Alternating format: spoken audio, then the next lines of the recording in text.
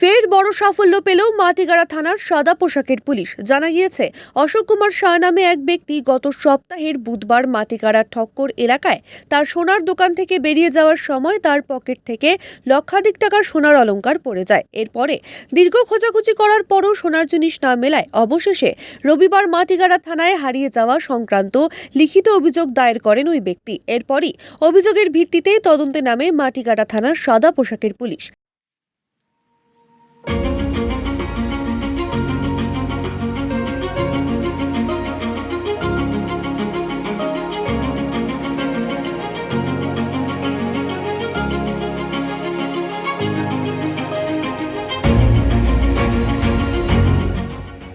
CCTV footage খতিয়ে দেখলে জানা যায় অলংকারগুলি একটি টোটো চালক পেয়েছে। তারপরই খোঁজ শুরু হয় ওই টোটো চালকের। অবশেষে চলতি সপ্তাহের বৃহস্পতিবার অর্থাৎ গতকাল মাটিগাড়ার টুম্বাজোত সংলগ্ন হনুমাননগর এলাকায় সেই টোটো চালকের বাড়িতে পৌঁছে তাকে জিজ্ঞাসাবাদ করলে বাড়ি থেকে উদ্ধার হয় হারিয়ে যাওয়া সোনার জিনিস। এরপর শুক্রবার সকালে প্রকৃত সোনার মালিককে ডেকে তাদের হাতে হারিয়ে যাওয়া সোনার অলংকার তুলে দেয় মাটিগাড়া থানার পুলিশ। হারিয়ে যাওয়া অলংকার ফিরে পেয়ে খুশি তারা। এর পাশাপাশি পুলিশ প্রশাসনকে ধন্যবাদ জানান তারা।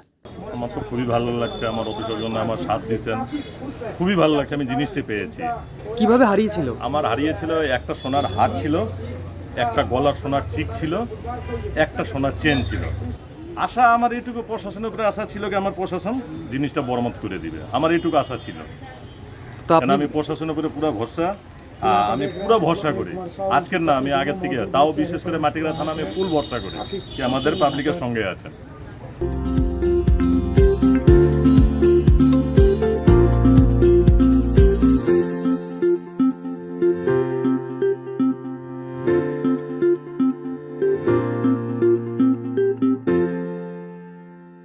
For queries, call +91 9733 99970.